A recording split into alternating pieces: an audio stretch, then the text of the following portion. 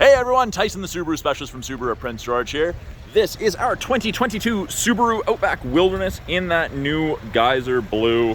The Geyser blue is a new color. It's a mix of World Rally blue and the autumn green that we have, according to Subaru. So this is the new model, a top-end model. It's under a limited and premier in features, but it substitutes for some luxury with a little bit more ruggedness. Aesthetically, first thing you notice, at least in my opinion, on the hood, you've got this glare reducing sticker, decal, decal, whatever you'd like to call it. Some people don't really like it. I really like the functionality of it. I had the chance to experience it the other day. I thought it was great. It really reduced the glare off the hood. Being matte, it won't reflect quite as much as gloss. We have these Gatling gun style 6 LED fog lights. They look really nice. I like them. I think it's a great look. Very aggressive looking. We have more plastic cladding on the front of the Outback Wilderness, so less painted area to mark up. Looks really, really nice. We've got these anodized copper covers. That's where you would insert your recovery eye bolts if you ever need to tow someone else out.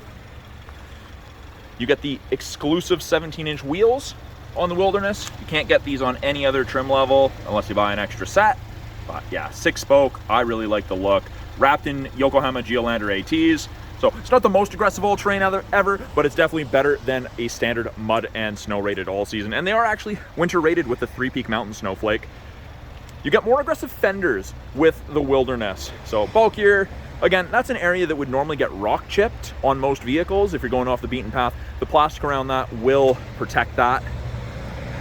Got the Wilderness badge. You end up with 3 of these on the exterior of the car, 1 on each side and then 1 on the rear. You get the dark gray, it is a little bit textured mirror caps.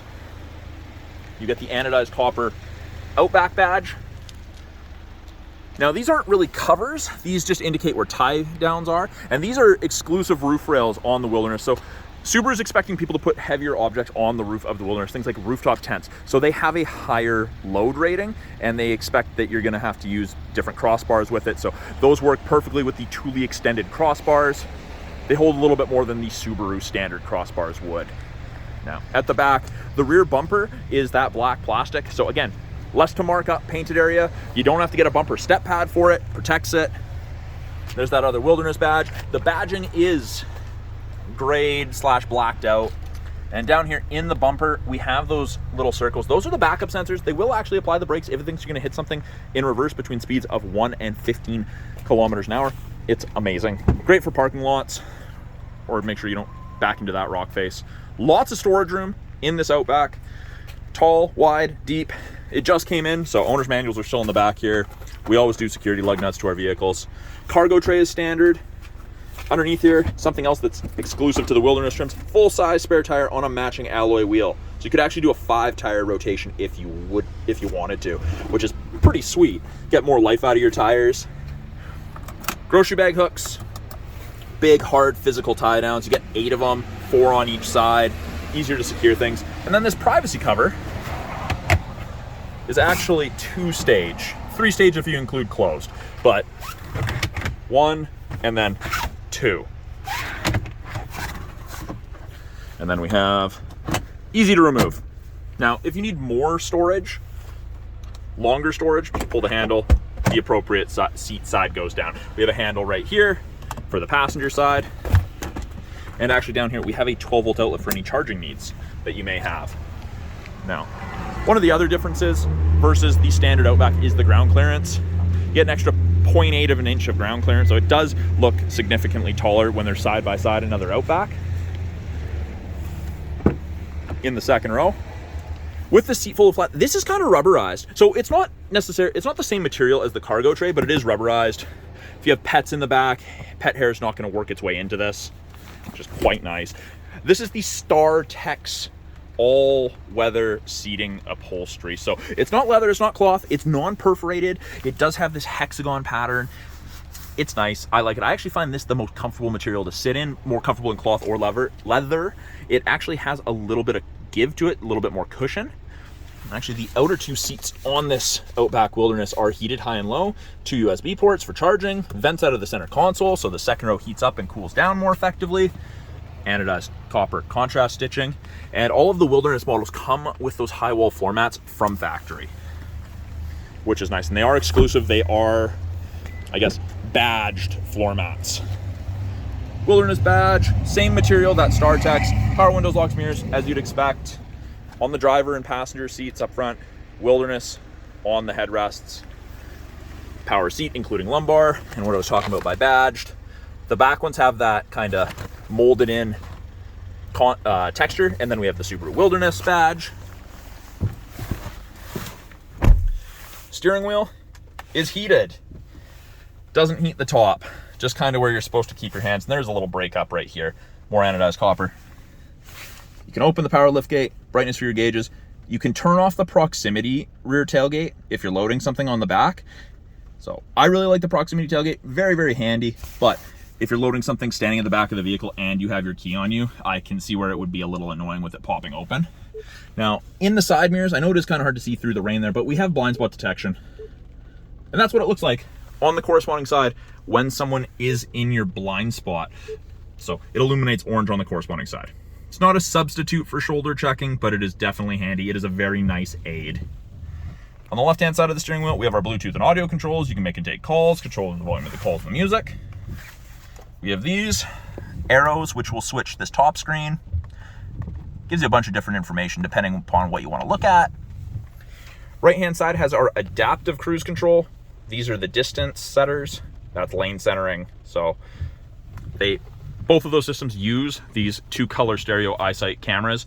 Great system. Subaru wins awards for safety every year. That's a big part of it. It does automatic emergency braking, pre-collision throttle management, the adaptive cruise. So when I turn on the adaptive cruise, you'll notice there's 4 bars ahead of that little image of the Outback all the way down to 1. That's the follow distance behind the vehicle ahead of you that you'll follow at if you catch up while using cruise. 4 bars at 100 kilometers an hour is approximately 150 to 180 feet. When I turn on lane centering there, you get that little image of the steering wheel. If these 2 cameras can see the road lines above 60, it'll illuminate those gray lines, bright white, on whichever side it can see. And then it will actually give you gentle steering input either way to keep you in the middle of your lane. Not great for everyday driving, great for long road trips. It helps you be less fatigued at the end of the day. I didn't think I'd like it, made a huge difference. Giant tablet touchscreen, kind of broken into 3 parts. We've got the top portion here where it has our X mode, and exclusive for the Wilderness is the dual function X mode in the Outback lineup. So that gives you snow and dirt mode. And it does pop up with snow and dirt. And then I've got deep snow and mud. And when you turn on deep snow and mud, traction control comes off to allow for excess wheel spin to chew you out of that gross situation. And you do have to be either stopped or going, I think you can be going 3 kilometers an hour or less to turn it on. I haven't tested it myself. Gives you weather based on your satellite radio trial. It just defaults to DC Metro. You can set it to most major locations. Water temp, oil temp, average speed. You can change those widgets around in the settings and then what you're listening to. Main portion of the screen, we've got a radio, phone, apps, access to the My Subaru app. It's also where our front view camera comes on. And that is just right here. But yeah, front view camera. Those red lines, that's about as close as you want to get to something for parking comfortably. If you exceed, I think it's 8 kilometers an hour, it shuts off, or you just press the button again. Backup camera pops up there too. Rear assist braking, parking sensors, and you can clean the backup camera from inside the vehicle, which is very, very handy. I'm a huge fan of it, especially in the winters here or the springs where it gets all mucky. It's great not having to get out and wipe the backup camera yourself. And then down below here, we have our climate control. So we still have physical buttons on either side to adjust the temperature, or you press, and you can press, you can drag, whatever's easiest for you. This is also where we turn on the heated seats, driver side, and then passenger side. And it is dual zone, so if I have it high on the driver, I can put it down to low on the passenger side. That's not a problem. Passenger gets out, I hit sync, goes back to just driver controlled. Then we have our airflow. You can change the fans. You can turn it off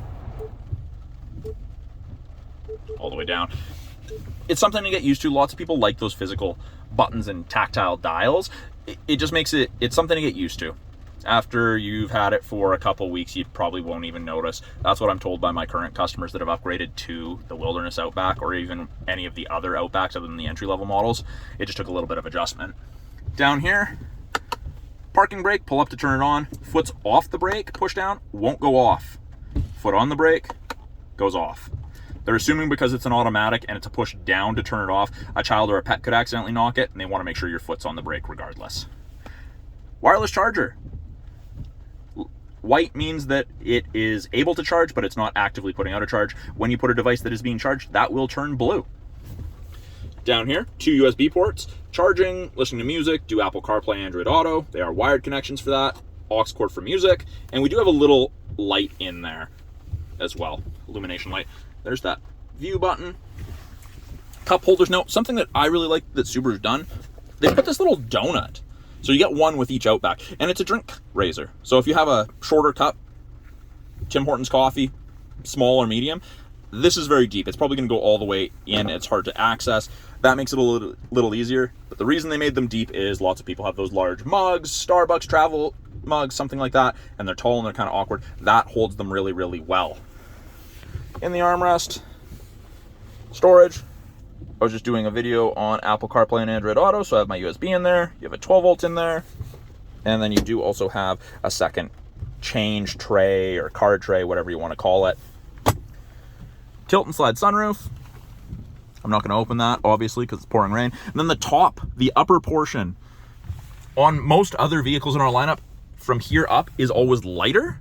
In the Outback Wilderness, Forester Wilderness, it's dark. And I guess that just kind of goes with the theme. It's kind of blacked out. I quite like it. I don't feel overly claustrophobic because of it. I think it's great. My favorite feature in any vehicle ever, auto dimming rear view mirror. There's no switch to flick if someone has their high beams on behind you, just automatically dims.